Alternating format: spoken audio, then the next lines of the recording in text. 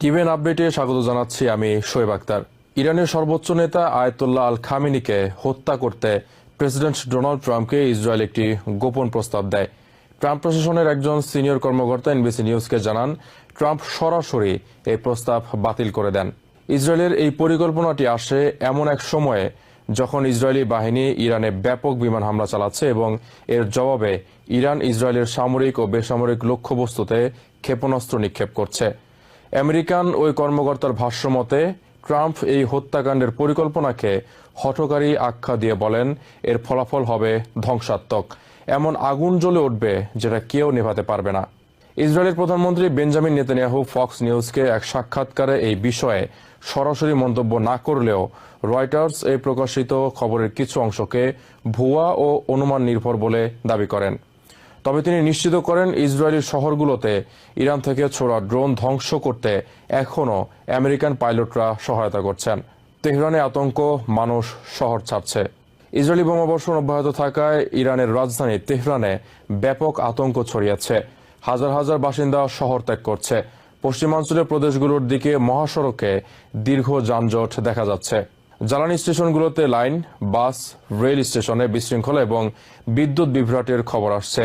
সামাজিক মাধ্যমে ছড়িয়ে পড়া ভিডিওগুলোতে তেহরানের আকাশে গোলাবর্ষণ এবং ধোঁয়াচ্ছন্ন এলাকা দেখা গেছে। আমেরিকাকে হুঁশিয়ারি ইরানের। প্রেসিডেন্ট ট্রাম্পের পক্ষ থেকে হত্যার পরিকল্পনা বাতিলের পরও ইরান আমেরিকা সম্পর্কের উত্তেজনা কমছে না। ইরানের রেভলিউশনারি গার্ড হুঁশিয়ারি দিয়ে বলেছে, যদি আমেরিকা ইসরায়েলকে সমর্থন দিতে থাকে তবে ইরাকে, সিরিয়ায়, কাতারে এবং বাহরাইনে অবস্থিত আমেরিকান ঘাঁটিগুলো টার্গেট হবে। আইআরজিসি কুদস ফোর্সের প্রধান ইসমাইল কাইয়ানি বলেন, তাদের কাছে প্রতিটি আমেরিকান ঘাঁটি এবং নৌবহরের অবস্থান জানা আছে। সীমা অতিক্রম করলে তারা বিধ্বংসী প্রতিক্রিয়া দেবে। এদিকে আমেরিকান সামরিক ঘাঁটিগুলোতে সর্বোচ্চ সতর্কতা জারি করা হয়েছে। পেট্রিয়ট ক্ষেপণাস্ত্র ব্যবস্থা পুনর্বিন্যাস করা হয়েছে এবং পারস্য উপসাগরে নৌবহর প্রস্তুত রাখা হয়েছে। ওয়াশিংটনে বিভক্ত মত, বিশ্বজুড়ে উদ্বেগ।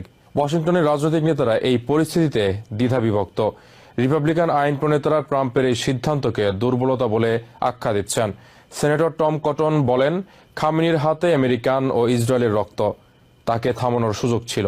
অন্যদিকে ডেমোক্রেটরা ট্রাম্পের সংযমকে সমর্থন জানিয়ে বলেছেন, বিদেশি নেতাকে হত্যা আন্তর্জাতিক আইন লঙ্ঘন এবং একটি বিপজ্জনক সংঘাতের সূচনা করতে পারে। সেনেটর ক্রিস মার্ফি বলেন, এই ধরনের হত্যাকাণ্ড যুদ্ধ ঘোষণা করার শামিল। জাতিসংঘ, ইউরোপিয়ান ইউনিয়ন এবং আরব লীগের দেশগুলো তাৎক্ষণিক যুদ্ধবিরতির আহ্বান জানিয়েছে।